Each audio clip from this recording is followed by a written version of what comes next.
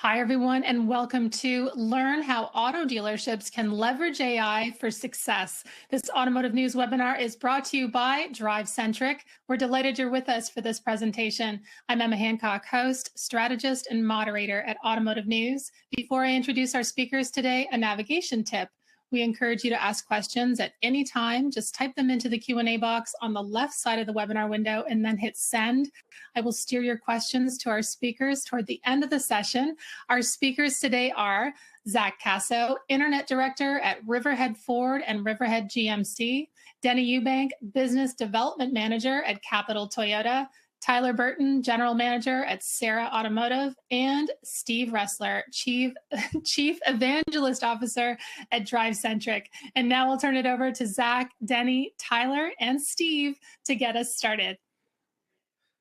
All right, everybody. Well, thanks, Emma. Appreciate you introducing us. Man, this is a topic I am so excited to really share with the automotive community because, artificial intelligence, it was a huge topic last year at NADA. We're going into NADA 25, hopefully with a little better outreach as far as learning about AI. And what better way to do that than starting on this panel today? Now, we know AI is doing internet lead handling, a lot of reaching out, but there's a new term out there called augmented intelligence marketing. Now, I want you all to think about this. We ask people to do a lot of activities, whether it's 3 months left to go on a lease, birthdays, anniversaries. These are customers that are in our database that we know that the automotive industry, you have a 3% opportunities in your database to get those customers back in. It's called retention. So we're going to talk about this augmented intelligence marketing piece with all the panel folks and how they're leveraging it, because we know it's hard to implement. And that's the challenge we want to be able to provide a solution to today. So without further ado, we're going to bring out Tyler Burton from Sarah Automotive, as we mentioned here. So, hey, Tyler, how you doing, buddy? Good. All right. Well, man, oh man, that sounds like a guy from Illinois who just beat my Missouri Tigers. Look at that. All right. But hey, Tyler, no, I appreciate you being on this panel today. And, obviously you just got on using artificial intelligence here not too long ago. And, you and I were talking about, obviously, the investment that you guys have to make, obviously, as a dealer operator and cost justify it. Can you talk to us a little bit about how you justified the spending priorities on here before you did it? Sure. Yeah. And thanks for having me. I appreciate it. So what I'll tell you is this opportunity was a great opportunity for us to step back and really evaluate, our expenses, right? It just opens up a whole conversation on what your expenses look like going into a year, post-COVID, post a lot of things, right? All the changes that have happened in the automotive industry.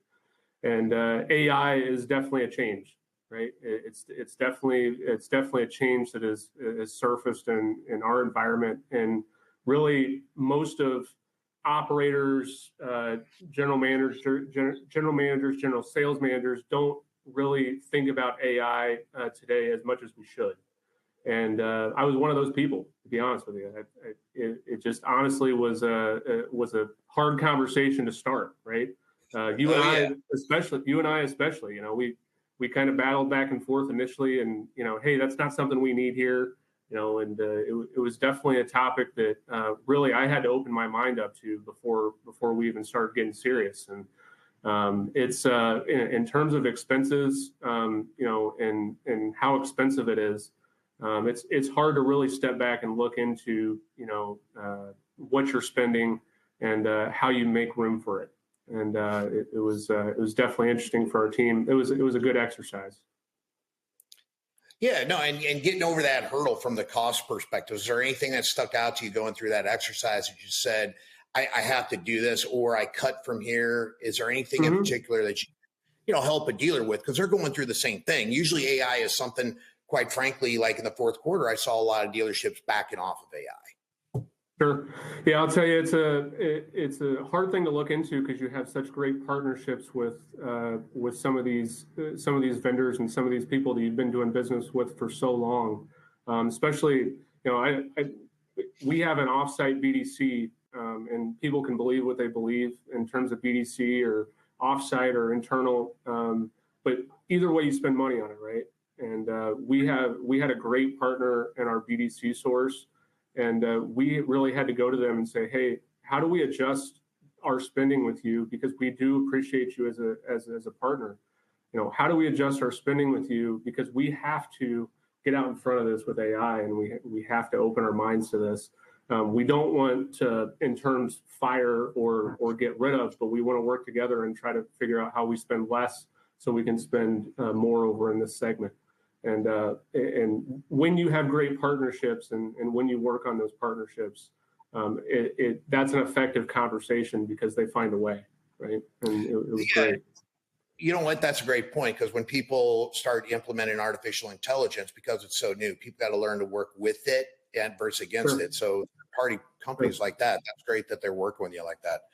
Since you've then, implemented the artificial intelligence, obviously it's been 3 to 4 months. What kind of impact have you seen so far? I mean, just speak to the audience on that.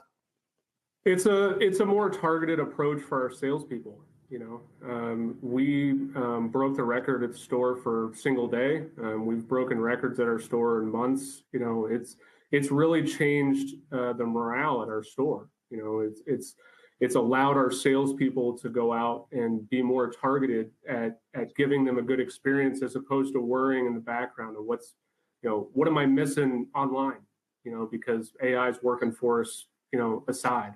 And we're able to give the experience to the customer they deserve. So, yeah, and you also said something earlier, just when we were talking in the green room here, about tasks. I think that's very important for people to understand. What is the culture of your store with those tasks first today with AI? I think every single salesperson, everybody hates tasks, right? And when tasks that can be done for us while we're doing the big flashy stuff that makes us money, and we want the instant gratification as salespeople.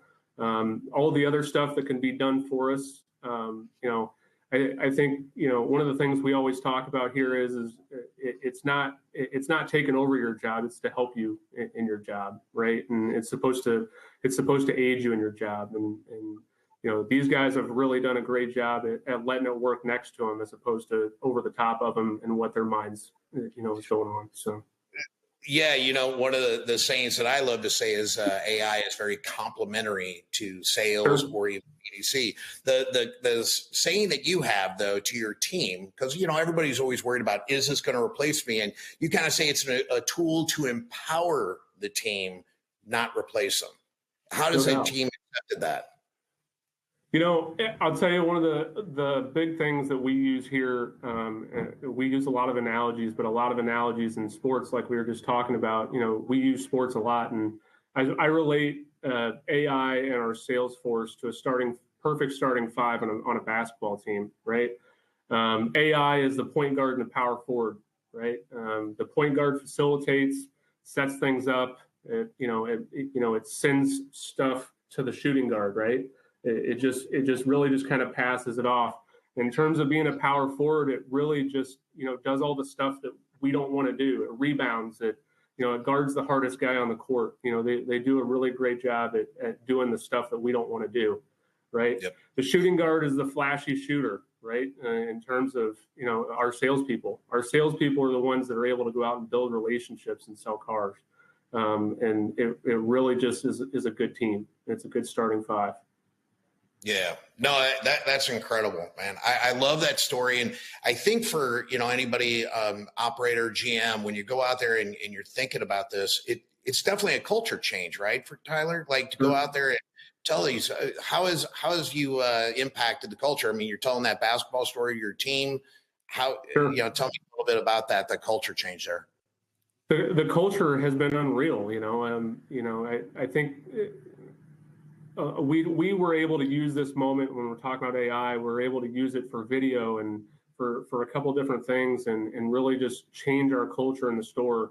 Making funny videos and using artificial intelligence to help us aid in our job. And quite frankly, it has brought people to our store. That we're investing in the tools to be able to take the burden off of of the hard stuff in the automotive industry and really just allow them to do what they're meant to do, right? Is to go out and talk to people. And that was one of the big things I mean, I'm sure we can all attest to as being a salesperson is that was the thing we hated the most, is getting people here, right? The fun part is when people are here and we're able to talk with those folks. And that's what we're good at. We've never been good at tasks. I don't think anybody in the automotive industry has ever been good at tasks and making sure all their tasks are at zero. And, we've never been good at that. So. Well, yeah, no, that's the whole point. I mean, it's like people are always in doing the task to the task mode. Now the folks are really responding to customers. So, Sure. And it's going to lead into my next segment, which is really great because, for all the operators, I really hope you guys can go out there, ask Tyler some questions. Things that you're challenged with to get maybe something like artificial intelligence, so you don't have to reinvent the wheel. I mean, I just think this is such an important topic, but, the whole fact of the matter is, Tyler, what you're saying is you're enabling your team to talk to more customers, leveraging technology, which allows you to schedule more appointments and you sell more cars. Let's not make it any. So Absolutely. Yeah, that's absolutely right. All right. Well, hey, hang tight here because we're going to bring you back here. We're going to move on and get over a buddy of mine, Denny Eubank from the Capital Auto Group, BDC extraordinaire. This guy and I went to war several times over artificial intelligence. Right, Denny? Yes, we did. Hello, virtual world. We're here with Steve. Going to have some fun today. Yeah, that's right, man. Hey, and because you heard Tyler was saying about doing the task, do the task mode, and you and I went to war over that. Because you used to go out there and do like 100 phone calls and 50 emails a day type stuff. And just so everybody understands, on the internet process, how have you shrunk down your process? How far? What does your internet process go to right now? So, like you said, we started out 120 days, and now for an unengaged customer, we're 3. So it's 3 days. Yes, it's 3 days now. We let the AI do all the heavy lifting after that. When the customer's ready, they'll get to us. Statistics just show that reaching out over and over and over again, as Tyler was saying, the task thing, it destroys your employees. So let the AI lift, and you just put a sports analogy again. The AI puts it on the tee. Let us hit it. That's it. There you go. That's what it's not going to replace people. I love that. Put it up on the tee so you can close it and get them in the store. All right. So now, Denny, you started working on this augmented intelligence marketing, and I'm sure you were leery on it, just seeing how things, how the AI is going out there targeting your database. But you've been kind of using this augmented intelligence marketing, obviously, as you get customers engaged from a data cleansing perspective, as well as increased engagement. Talk a little bit about that, if you would. So I was unsure that it would help us at all. I thought maybe it would be too much. Our customers would get over engaged because they're not ready. But start with data cleansing. It's been crazy. So you wouldn't believe how many times a day we get a message back from a customer saying, hey, I don't own that car anymore. So in turn, what that does is we can get a conversation going about what's your current vehicle. Now we get in our database, we try to get it back in our service department. The other thing it does a ton of, and the GMs and owners out there will appreciate this, it saves so much money in marketing. And you're no longer marketing to the wrong people.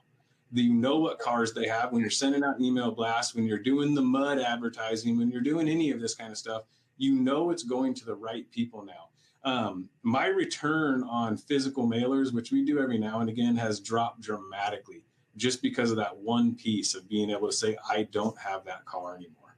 And it continues to keep the customer thinking about you, even if they say they don't have that car anymore. Now you're talking to them for whatever reason. It's like the old thing of you get that sales guy out there that says, I can't talk to this customer forever, so I asked them if they bought a Ferrari yet. Well, you're a Volkswagen dealer. Well, they say, yeah, I'll go. Sorry, wrong person. How you doing? So it just starts that conversation up. Yeah, no, that's great. Imagine that. Household updates. I think we have salespeople that are supposed to be doing that, right? And now you got the AI doing that. You're getting the feedback, and then you're just updating the records right there, correct?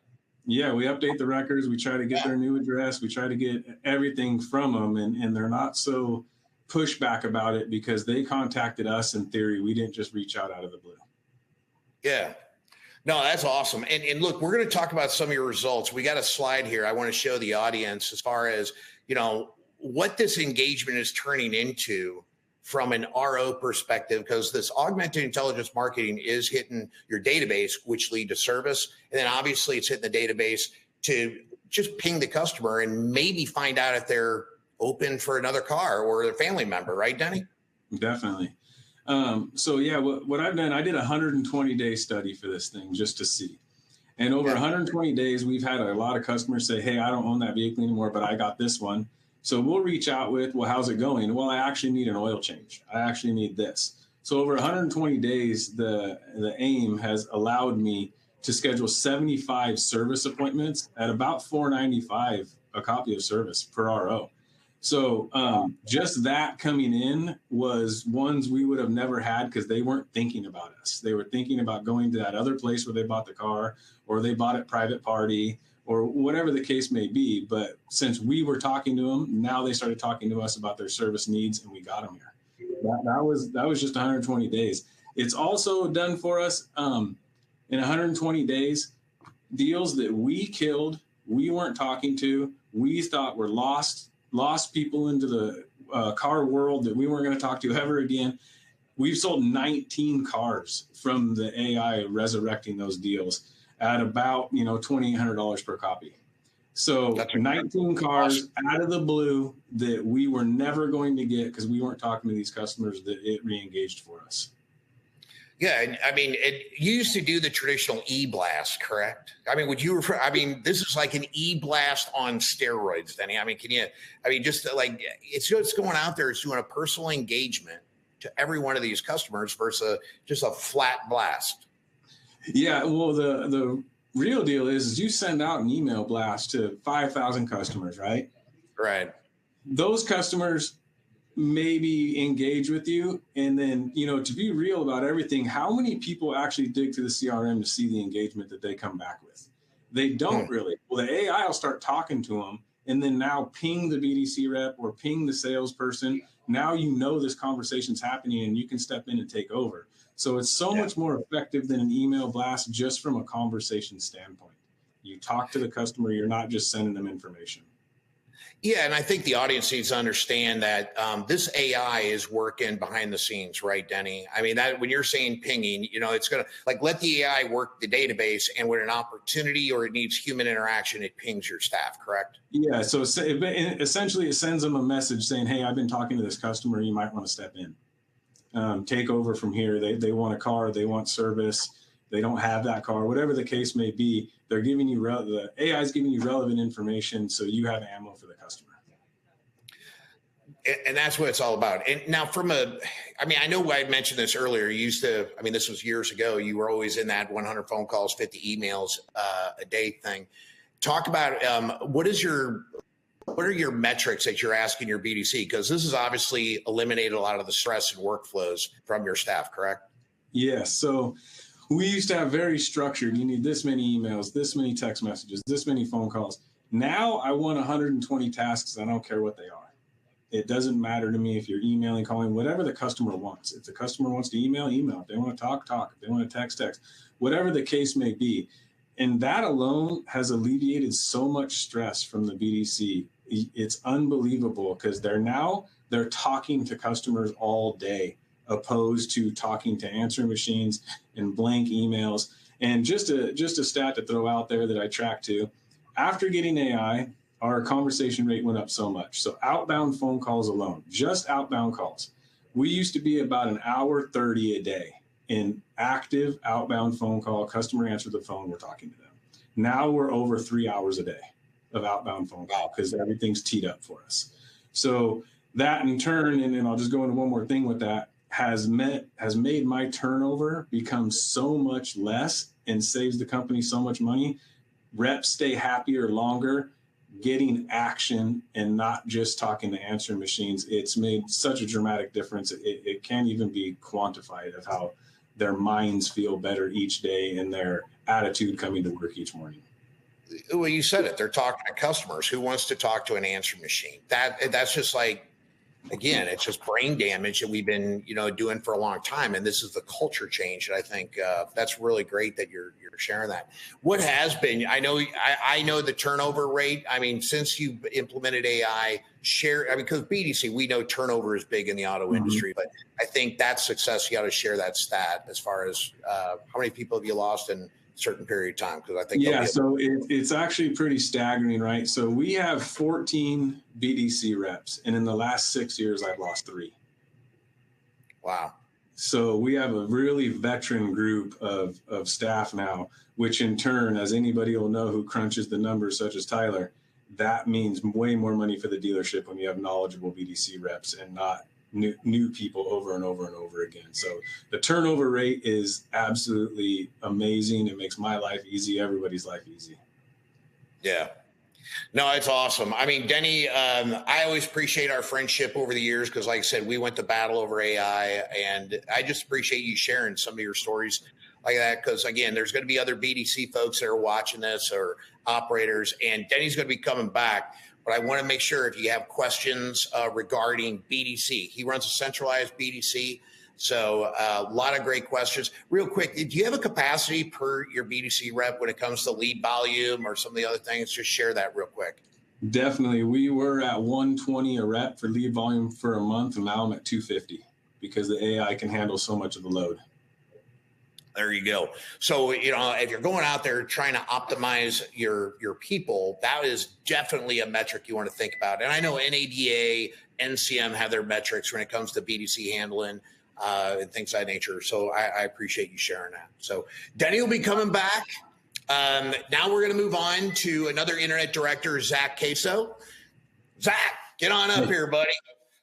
Steve, absolute pleasure. Thank you for having me. No, man. Hey, it's great seeing you, dude. I just appreciate, we're going from, we've had the Midwest, we've got the West Coast, and now we're closing on New York, baby.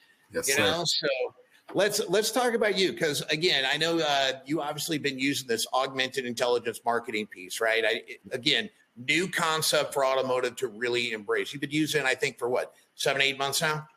8 months now. We started in June. We really fine-tailored it around July. And since July, the results have been massive for us. That brings, and that's great because, I think one of the things I know we're going to illustrate a slide here for the audience because we're talking about, market share and engagement, quite a bit, with Denny, talking about a little bit of that. But now here comes some, results that I think the audience will share. Do you mind talking about the slide here, talking about, what you've seen since you've used augmented intelligence marketing? Yeah, so for us, we saw year over year our biggest engagement rate increase in the store's history.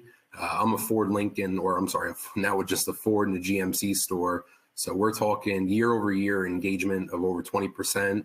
We sold 12% increase in cars year over year, with my Ford store being the second largest growth in our area, in our zone, in our region, doing 120 more units last year. The numbers speak for themselves. Even in our slowest quarter, which you'll see on the bottom of the screen, we had over 640 more people engaged. That's incredible. It's wild. Was that your fourth quarter, I'm assuming? That is exactly our slowest quarter. Yes. I figured such, but I want to make sure the audience kind of knew that. So when you look at this data and you're I guess the mindset with AI, people fight the AI, Zach. Sure. How did you go in, before you started to implement this augmented intelligence marketing, getting these customers, these results? What was the challenge you had behind the scene? So I think both gentlemen before me nailed it right on the head with people hate tasks. Salespeople, they're busy selling cars. They can't get back to a customer that fast. They're not going to do a happy birthday or a happy anniversary or, hey, your lease is up in 6 months. So when I could target people based on anything that I want to and everything that I want to, people that haven't been here in a long time, people that's birthday it is, people that are in service need, people that have a maturing lease. It alleviates that task from the salespeople, frees them up to do what they got to do. and it engages at a rate and a speed that I don't think any salesperson that's at least busy enough selling cars anyway could handle. Yeah. Oh, 100%. I mean, technology will beat me. I consider myself pretty stellar, but there's no way in God's green earth I could do the things that AI could do today. There's just no way.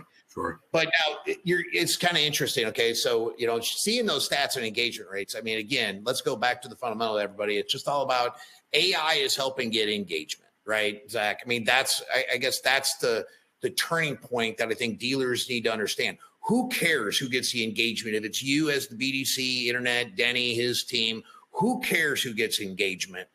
But turn it over to the staff like yourself, because you're handling, you told me, like 600 leads by yourself, correct? Correct. I'm a one-man band. So I utilize both my sales staff and AI as my own BDC. And like I said, the way that AI works for us with lead handling, that first response goes out so fast, the text, the email reply, and then when the salesperson does have the time to call, a minute, 2 minutes, hopefully less than 5 minutes later, it just opens up the pathway to a personable experience already provided by AI. The way that it reaches out, the way that it just goes into conversation with customers, it really is a very cool thing to watch. Yeah. No, and absolutely. So now, because that the technology is going out there and targeting, the birthdays, the anniversaries, 3 months of doing a lease and things like that. Tell me real quick, have you backed off the workflows then for salesperson? Because this is going to be very controversial for everybody to listen to. What is your thought on the workflow if AI is doing? I can't wait to hear this one. So for us, if a task isn't getting done, there's no sense in giving it to that person, right? So if AI can alleviate that task from that person, and a person that, that's whose customer it is, can jump back in at any time and take over the conversation and have AI stop on its own because it is smart like that, it's a no-brainer. And one thing that I thought was funny with those birthdays and with those anniversary touches, what I like to call like a soft touch, the amount of people that we'll reach out to for things like that, and we may not necessarily see a reply from them, a text back or an email back, but I have noticed such an increase with people that within a day, a couple days later, that will turn around and book a service appointment, will call about parts, will call to see their payoff on their current car, and if we have anything going on to help get them out of that current car early. We're averaging between 3 and 7 campaign leads, AI marketing leads per month since signing up. And that was a huge contributing factor in our year-over-year growth at both of my stores. Yeah, again, every little bit helps, right? Even if it's you just never know. But that's, again, if we talk about 3% of your market is in the market to buy a car, who knows what's going to happen with service as well. Right. So, just real quick, as far as your birthdays, now I know we have a slide because I think, what people are always worried about, and I'm sure you were too, maybe your operators were as well, Tyler and Denny, what is the AI going to say? So let's go out there. I know you got some slides you want to speak to, which I think are pretty cool. Yeah, so as you can see on the screen, it does the personable experience, in my opinion. It texts with things like emojis, so it makes it look like it's not coming from a bot. I know people aren't always the most receptive to being targeted by something that's not human, but if it's able to carry conversation and provide that same happy experience into hopefully selling them a car, then why wouldn't you? Yeah, it's just, but each one of those are personal. Exactly. And it can get into more of the customer's information as far as they have dogs, 100%. Cats, all that stuff. But I think it can read into customer titles, and sorry to cut you off, but it can read into customer titles from an email and ask, how are things going at so-and-so company? If you've mentioned to a customer's mentioned to you something about their dogs or going camping, or if you have notes in there that, loves a blue car, it'll mention, hey, let's get you into that blue car. Or, hey, when's the last time you went camping? It can be set up however you choose. So it's a very cool thing to custom tailor to your store's needs. Yeah. The thing I always like to talk about with the way the AI and the way the tech works is, and you tell me if you would agree with it, it's almost like you're going, like in the auto industry, we're so transactional, and the way AI is programmed, it's conversational. And those conversations obviously lead to an opportunity. For sure. So I think that's the mentality. I mean, and look, guys, AI, I'm sure everybody on the panel would agree. AI is going to make mistakes, but you got to manage it, right? Mm-hmm. Yeah. So, no, that's awesome. And real quick, I know you were, investigating. Is there anything on the data, like on the market share and things like? Tell about what you just uncovered the other day when we were talking, because it's pretty cool when you see those results. Yeah. So, like I was saying, at our Ford store, we have the largest growth of a Ford store on Long Island in our area. I think second in our region with over 120 more units. We're up year over year about 21%.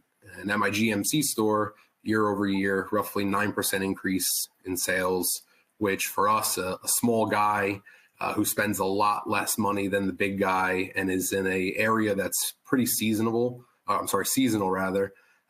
It's a huge accomplishment for us, and AI has played a very big hand in helping us get to that milestone. Yeah, no, absolutely. I just love when I hear about everybody increasing sales, because nobody ever believes what the AI is doing. AI is not going to sell a car. The people will. So that's what it's doing. So very cool. Thanks, Zach. Hey, so this is a good time to bring the whole panel back up. I want Zach, Denny, Tyler to get back up here. And this is a good time. I know that this is kind of like a pause in the action where we can take audience questions. I do have just kind of like some fun ideas here, if you guys don't mind. People always wonder about naming the artificial intelligence. So do you mind sharing what the name of your AI is and how you came up with the name? Because I think that's the fun part about having an AI, right? Yeah, I'll go. So ours is Emily Taylor. We actually had one of our greatest assistants ever here. Her name was Emily. And so we used it so that way it was hand in hand. People would remember the name for that have been longtime customers of ours. We've been around many, many, many years. So they'll remember that name. She retired. We kind of did it in the honor of that person. And Taylor, we just did for a real common last name. But Emily was in tribute to a great assistant we had. There you go. Tyler, what'd you name yours? We named ours Rocky. Oh, you're breaking up there. Oh, there you go. Sorry. Can you hear me better? Okay. Yeah, there you go. Rocky was ours. Our owner, that was code that he made an appointment. So back in the day, right? He got on the phone and made an appointment. So we stuck with that. But to me, it still means what we talked about earlier. It's Rocky did all the hard stuff to do all the right stuff, right? So it kind of all came together with the name. So it's been great. No, that's cool. All right, Zach, what's yours? We got two. We have Shelby River. Shelby, you think Ford, you think Shelby, and River because we're in Riverhead. And at my GMC store, it's Sierra Fox. Sierra because GMC, you got the Sierra. It's our bread and butter. And Fox is a nod to when we were first on DriveCentric's first version of AI. We had named her Lexi Fox, so we brought her back to life. This is her sister. Improved in every which way, can hold a conversation better, engage better, just an all-around better experience. Oh, there you go. Now, you guys were all in the back room. I'm just curious, while we're waiting and fielding questions, I know, Emma, you're going to be up here and help field in the questions. Are there questions that came in so far, Emma? There are a lot of questions, but I'd like to hang out with Emily and Sierra and Rocky and. Don't we all? Everybody does. Yeah, I know exactly. I mean, that was such a great discussion. I feel like it could not have been more compelling. Each of you are like a real life testimonial. And I think the audience feels the same way. I think everybody really wants to know very specific questions. So I'm gonna dive in, Steve, if that's okay. Yeah, let's do it. I'd rather address the audience questions because we got the panel here, and it's a big, big topic. So yeah, let's have at it.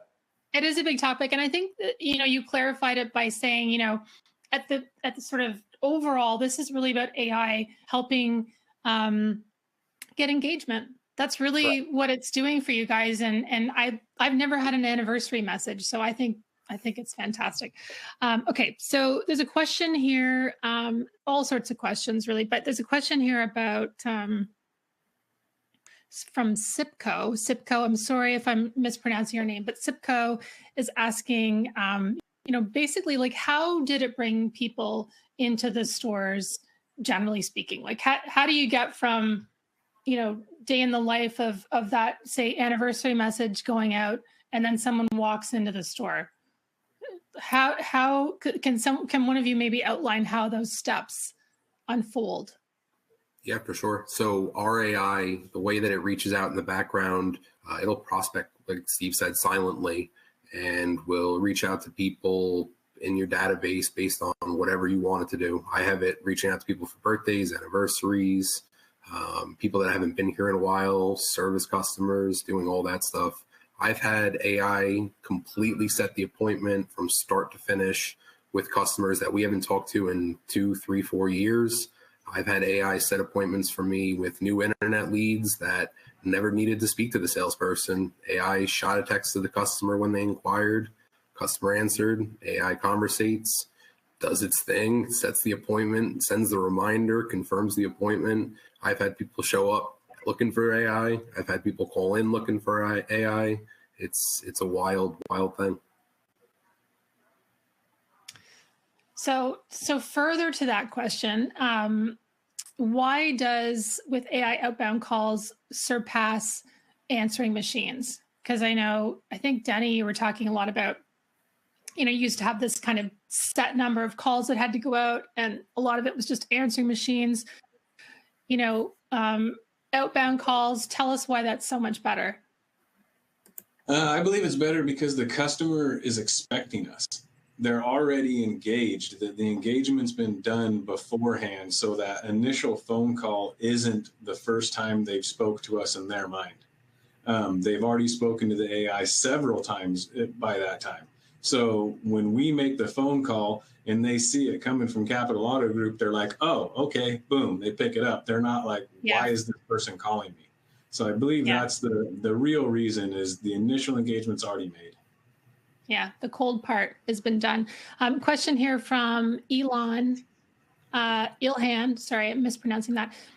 Thank you for sharing your valuable experiences. Yes, thank you. What happens when a customer later on calls to contact Emily, Shelby, Sierra, Fox, etc.? Do the customers eventually learn that it's AI? Do they care? I got a good story for this one. You guys jumping out to me. I got a couple of good stories on this one. So one, we don't ever tell them it's AI. We don't do that. I will transfer to one of my reps in the office, and they are Emily. If someone shows up looking for Emily, I have a name tag, and we put it on one of the salespeople, and you are Emily. That's just all there is to it. We don't tell them. People figure it out. It is what it is. They can, and then we'll get into the conversation with them. But if they're simply asking to talk to Emily, well, you better do an acting class if you come to Capital, because now you're Emily. Even if it's Eric or Emily. Yeah. We had a person, same as Zach. Ours will set appointments sometimes, and we had her set an appointment with a guy from Tennessee who flew here to Oregon without confirming the car was here, showed up, asked for Emily with flowers. Oh, there you go. And that's how personable the AI got with this person. In the end, it ended up costing us money, which Tyler would hate, because we didn't have the car. So being a GM, we didn't actually have the car, so we had to sell him something else. But in the end, it's just a crazy story that someone flew here without ever even talking to a human. Well, that's pretty compelling. Yeah. There you go. So in general terms, like someone here, Marjorie. So Marjorie is asking, can you give us an example of tasks that AI has been able to take over and take off the salesperson? So we talked a lot about the BDC tasks. What about the salesperson tasks? I guess it's that first reach, right? It's that awkward first cold reach. I think really it's the task that these guys talked about, right? It's like sending anniversary, texts, sending text messages and emails on a constant basis. Lease maturity. We can have lease maturity text set up that the guys don't have to go in and do. The AI really answers questions. It answers product questions. If it doesn't in fact know the correct answer, it will defer to a salesperson, right? I think that's one of the coolest things that got me is that it was answering questions for the customer that my salespeople didn't have to answer, right? We talked about, how AI can maybe not say the things we want it to say, but how often are we worried about salespeople saying what we don't want to say, right? I think we can be overly critical of something that we can be overly critical about, right? In terms of AI, because it's something new, but salespeople have been saying inappropriate things for years. Right, and by inappropriate, I don't mean, inappropriate is how the way we think about it, but inappropriate in the way that they'll mess up a deal, right? And I think they mess up, and not to say anything bad about salespeople, they're great in front of people, right? That's what they're the best at. But the things that we're not the best at, the AI is the best at. I'm getting people here. And Denny, I know you have a comment to this, but when people say turn off the AI, what do you say back to them as far as mistakes? Share that because it's great. So I always hit people with this every time, and every one time I do one of these. Let's go one day with the AI answering leads and one day with your best salesperson answering leads, and let's see who makes the most mistakes, and we'll fire them. And it's going to be your salesperson 100% of the time. No doubt. And this is not to bash salespeople because they do the best. Yes. They do the best in front of people. I'll keep reiterating that. Yeah. Steve, you call it an unfair advantage. I mean, I think it's sounding like it's better to have it than not have it. There's a question here from Chris. So, Danny, this is directed to you. Do you measure customer satisfaction sort of before and after, because that you talked about that time before, and then you talked about after, you're more focused on just making that connection. Like however the customer wants to engage, that's how you're going to engage. But do you know sort of in deeper terms the before and after with customer satisfaction? So before is a little hard unless they're a prior customer, right? So if they're a prior customer, we do know. But AIM does have this very cool feature of it does its own reporting, and you can bring it up and it can tell you, like it does all these smiley faces and stuff in there, and it shows you, was the customer happy? How happy were they? Were they mad? Were they, the whole thing? So you do get a full snapshot of the entire experience the customer had with the AI. So that's how we measure it. And in the end, we measure it by, did they do this and we did this, right? So they bought a car and drove off the lot. That's how it's measured. But the system does show you how happy they were or weren't or not happy with the emojis and smiley faces and frowny faces. That's great.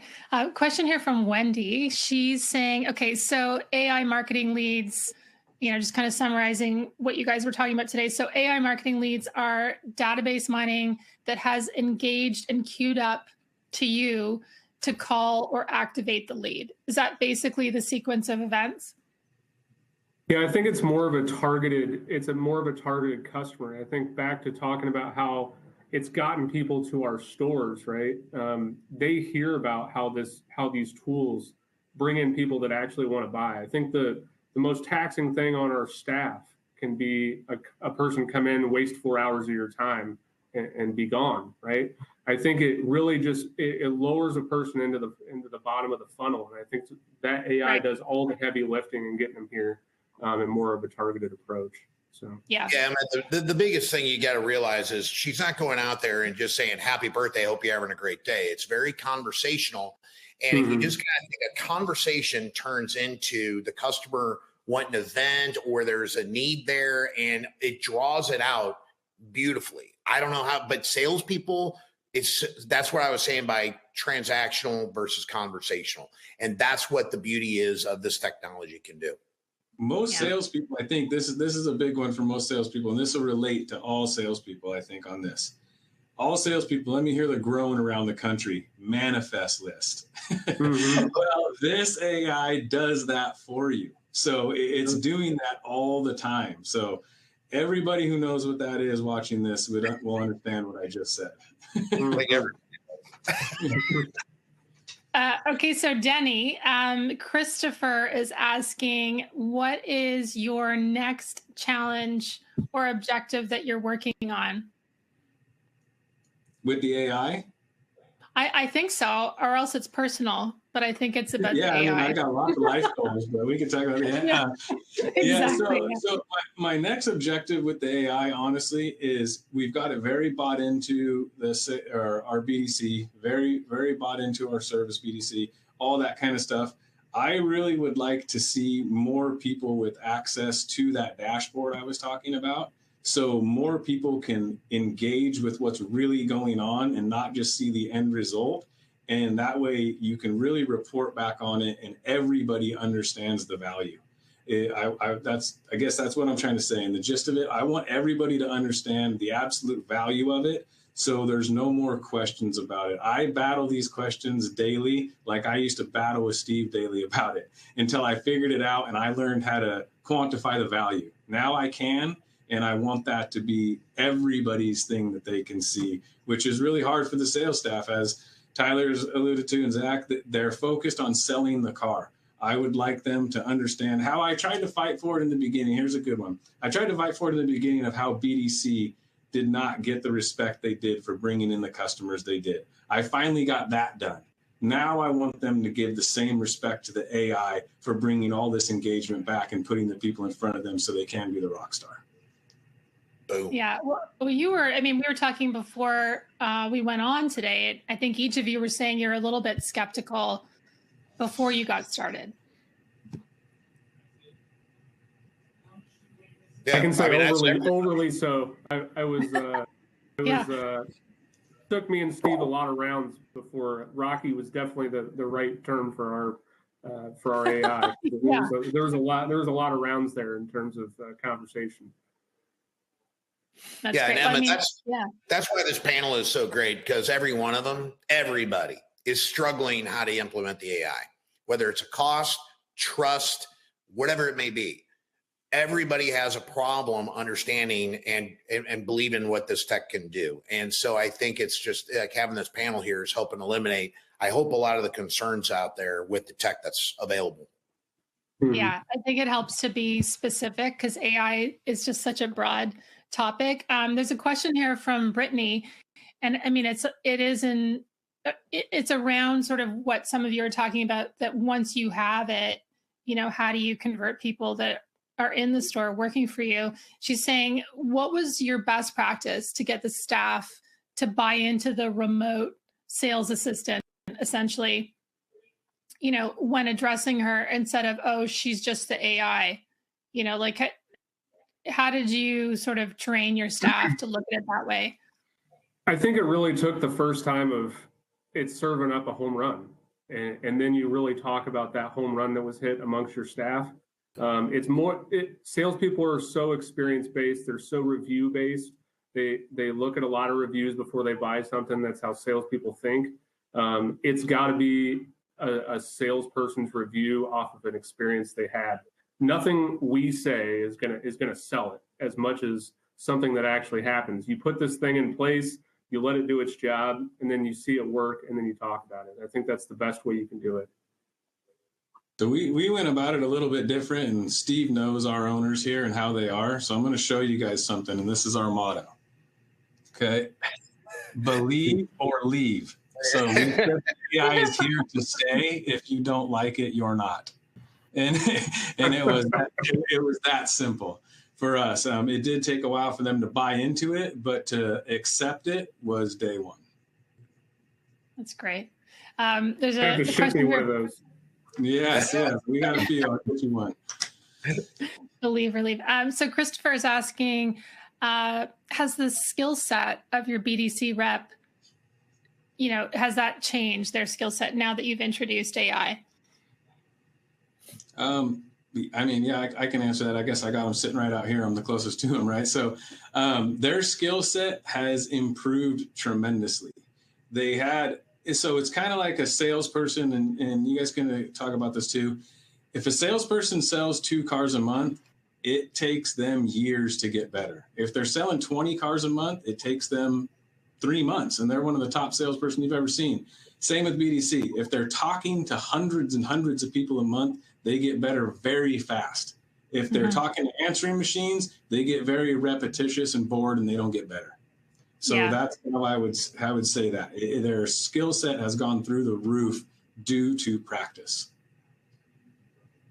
Zach, what's your thought on that? Because you're dealing with a lot of that as well. So I'm a little different because I don't have a BDC. I'm a one-man band. So we got to utilize our sales staff sort of like my BDC. And I think, is like Tyler said, as soon as it served up that first home run, it took just that one time to make the sales staff be like, all right, this is doing some work for me. This is setting appointments for me. This is confirming appointments for me. This is freeing me up to do what I do that feeds my family. You know, it's freeing me up to sell a car. And the way that it works, it's worked great for us. After obviously an uphill battle to get it, you know, first few months in, after the 90 days, I think we really started to buy into it.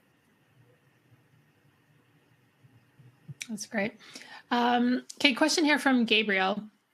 So, and this might be for you, Steve. Do you have AI follow-up post-delivery for manufacturers' CES surveys? So are you capturing the follow-up from your customers?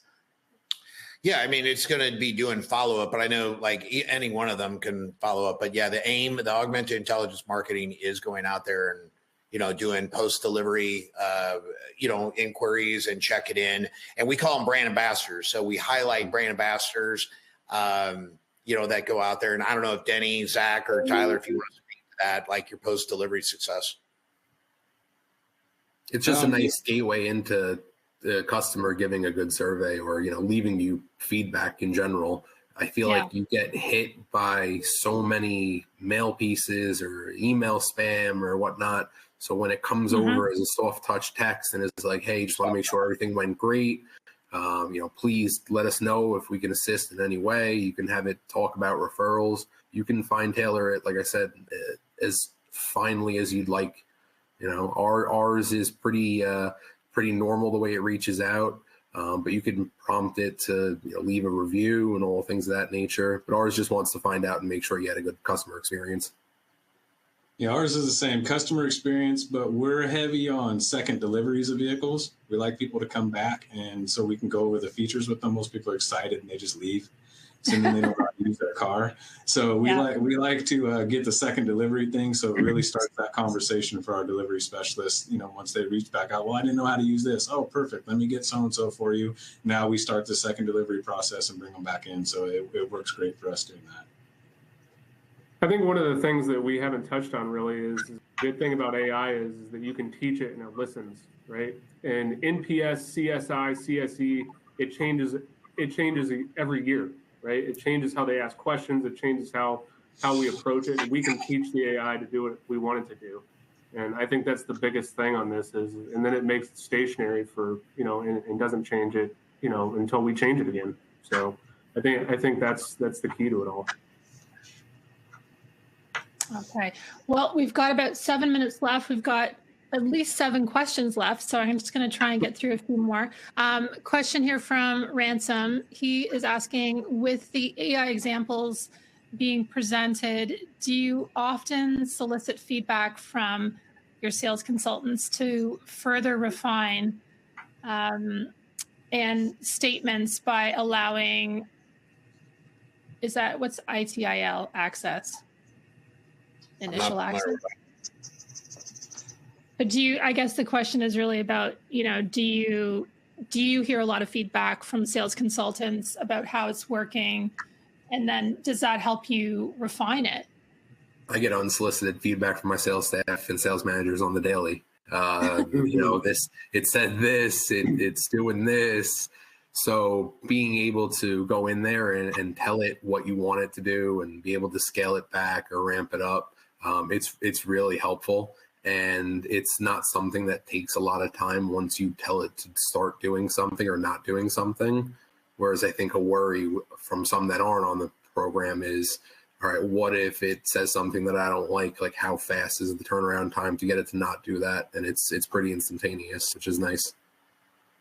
So we go a different strategy about it.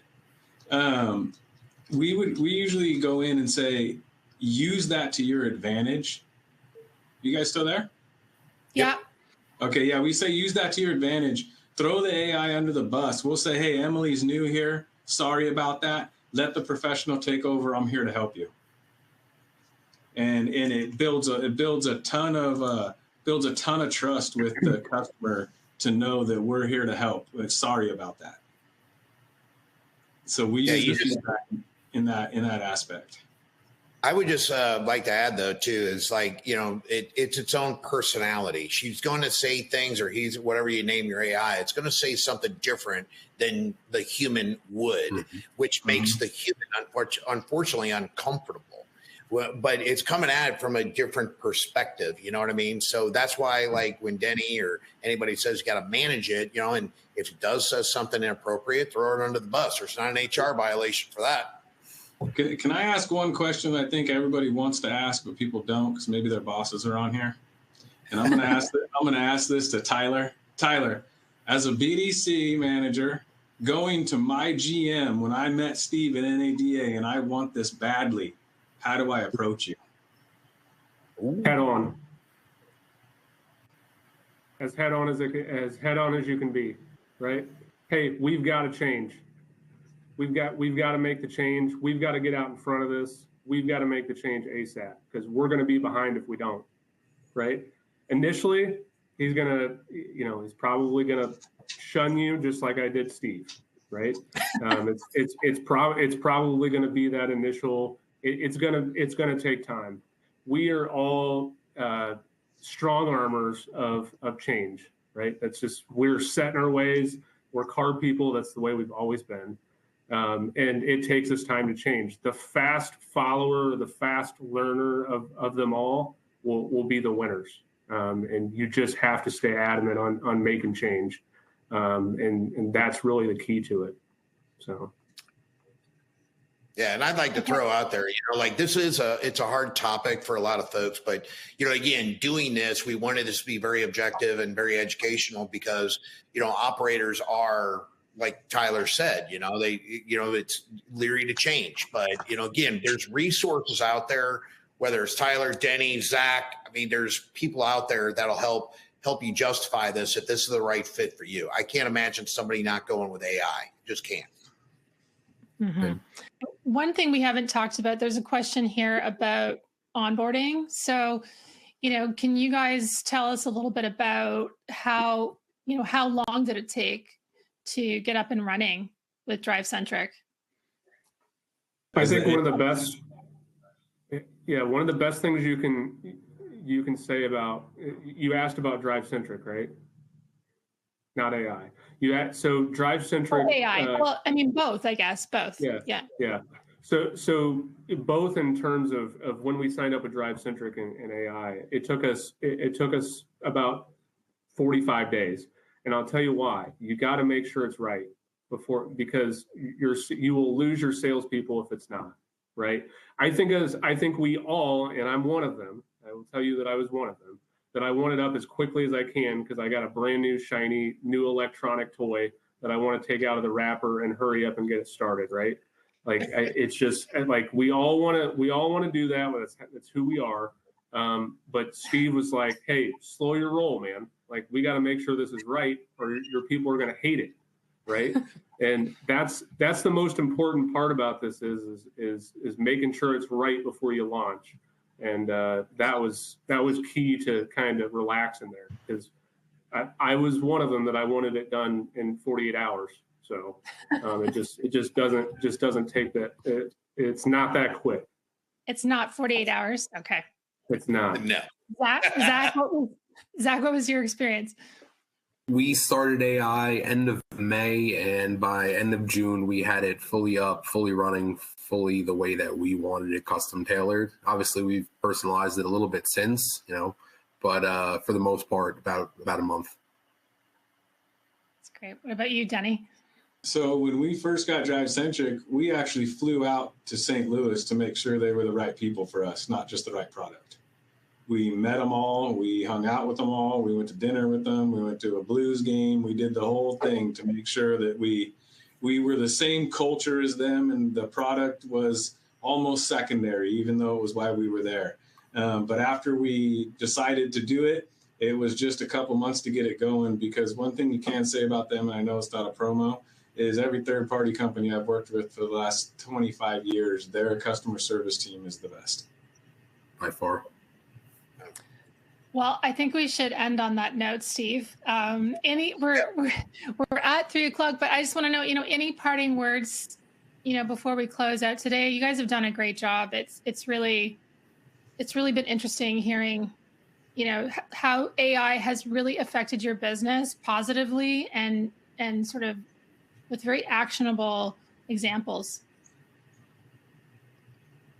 Yeah, I'll just start it up, but I would love to have everybody have a little parting word, just kind of like their thoughts around AI, just for the audience. But for me, what our message always is the AI, and I'm going to say what I always say is it's complementary to your team. It doesn't sell the car. It's going to help get engagement, and the way you sell cars is to get the customers talking to you.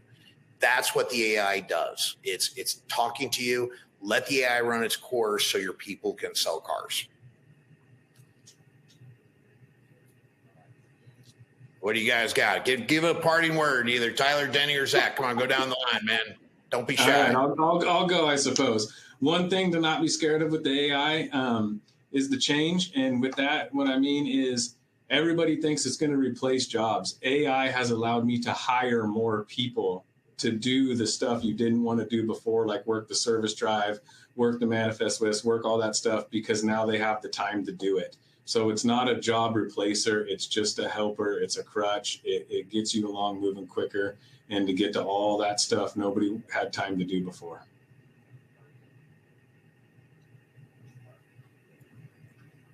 Tyler, Zach, come on, parting words. Don't be shy. Never shy. So yeah, like Denny was saying, I think you can't be afraid of change, especially when a product like this helps your sales staff be better and be more efficient at doing what they can do.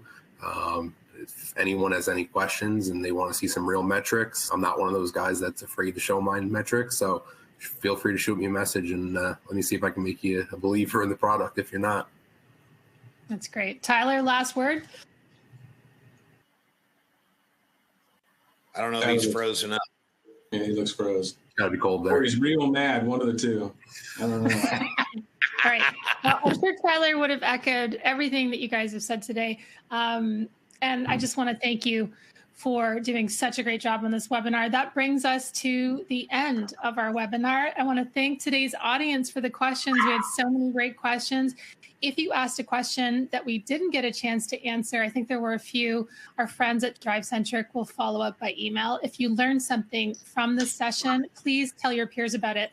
The recording will be available in about an hour. You'll find it at autonews.com/sponsored/webinars. When the webinar ends, a survey will pop up on your screen. We genuinely appreciate your feedback, as it helps us create future webinars that are even more beneficial to you. Thanks again to Zach, Denny, Tyler, Steve, and DriveCentric for bringing us this presentation, and to you for joining us. On behalf of everyone at Automotive News, have a great rest of your day.